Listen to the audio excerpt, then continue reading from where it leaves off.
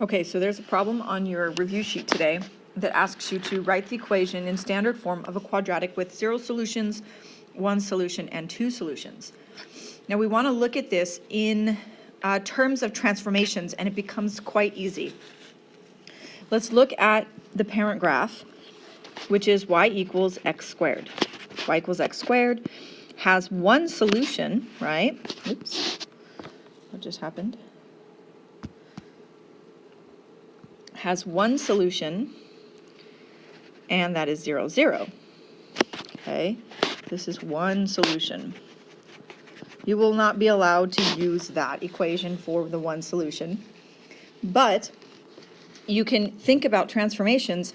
If our parent graph is on the x-axis and it has one solution, if we move it just right or left, will it not continue to have one solution? And then we can write that equation to multiply it out. But first, let's talk about 0 solutions. If it has 0 solutions, that means it doesn't touch the x-axis at all. None of the graph touches this axis. So what would I have to do to my parent function to make it not touch the x-axis? Well, move it up. So how do we move the equation up? Let's say 3. Let's move our equation up 3. And in order to do that, now this problem has no solution, and that was f of x plus 3, which is x squared, plus 3, which is in standard form. And so that would be an example of any equation, quadratic, that has no solution. Now, if you wanted to go down and flip it, reflect it in the x-axis, it would also have no solution. So down here, if you reflected it and moved it down, it would also have no solution. That's negative x squared minus 3. So those are two examples of no solution. Now, I would hope that you would pick different numbers so that you can kind of play with this a little bit to see what kind of equations are going to have no solution. Let's look at 2 solutions. That's a little bit easier than the 1 solution, because if I look at it immediately and I move my parent graph down 1, does it not now have 2 solutions? Here and here, positive 1 and negative 1. If I move it down 2, does it have 2 solutions? Yes. So really, I could say f of x minus, sorry, I did this in the wrong spot. F of x minus 2, which is x squared minus 2, now has 2 solutions. I can move it down as much as I want. I can move it right and left, and then I immediately have 2 solutions. My other option is to find 2 numbers that I want, say 5 and 6. And I write x minus 5, x minus 6, and multiply that out, x squared minus 11x plus 30. There's another example of a parabola that has 2 solutions. Now this equation would earn you some extra credit on the quiz, and this one would just give you regular full credit. So we want you to try to get creative with your equations. The more you move it around, move it up and down, shrink it, stretch it, flip it upside down, the more extra credit you can earn in these 3 problems. So now let's talk about the 1 solution. 1 solution has to have a vertex that is on the x-axis. So let me erase this so that we can look at a clean graph again. So that means I could basically move my parent function right or left. Or I can think of a solution I want it to have, and I can write it in intercept form, but the 2 intercepts are the same. So let's look at that. If I move it over to here, let's say this is 4, I know that the equation here has to be x minus 4 squared.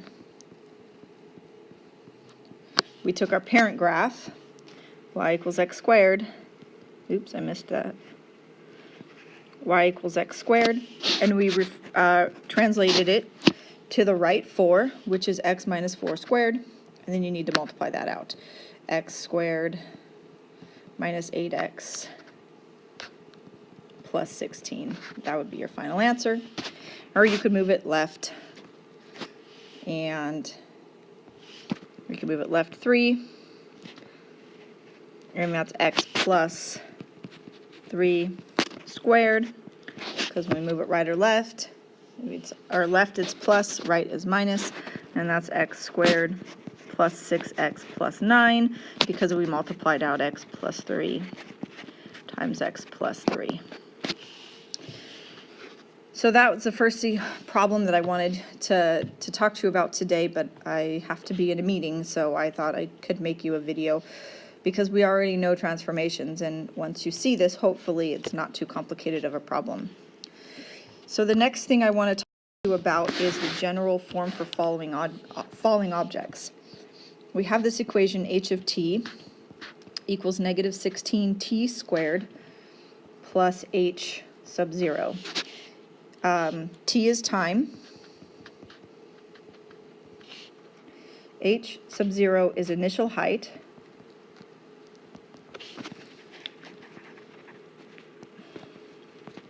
And then h of t is the height after a certain amount of time. So it's any height we're interested in finding after the drop.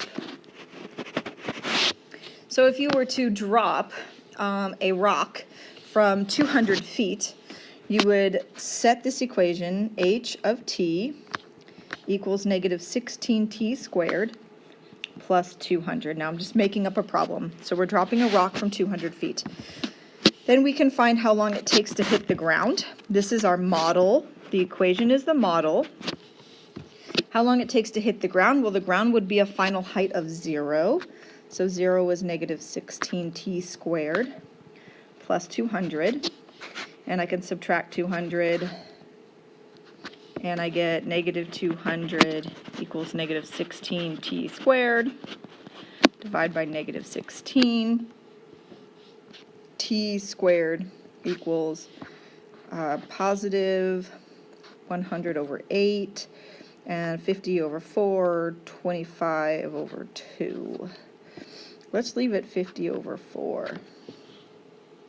And the reason I choose to do 50 over 4 and not write it as 25 over 2 is because 2 is not a perfect square.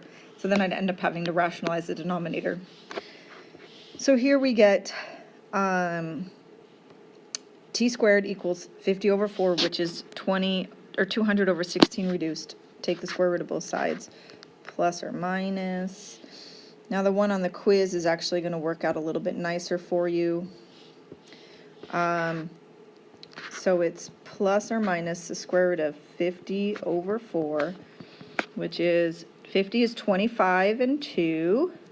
So it's 5 square root 2, the square root of 4 is 2.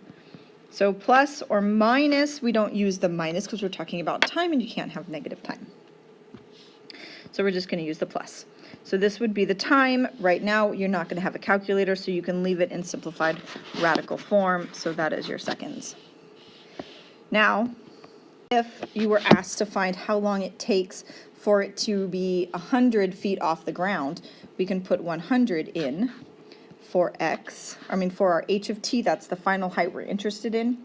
And it's negative 16t squared plus 200. I can subtract my 200. And it'll tell me this is how long it takes for it to be halfway through the fall, right? Because 100 is half of 200. So that's negative 100 equals negative 16t squared. Divide by negative 16. And I'm just going to leave it as 100 over 16 right now. Square root. That's 10 over 4 equals t, which is 5 over 2. So that's 2.5 seconds. So after 2.5 seconds, the rock is 100 feet off the ground, which is halfway from where it started from. So this is hopefully a little glimpse to help you get through the first couple of word problems that you have on today's worksheet.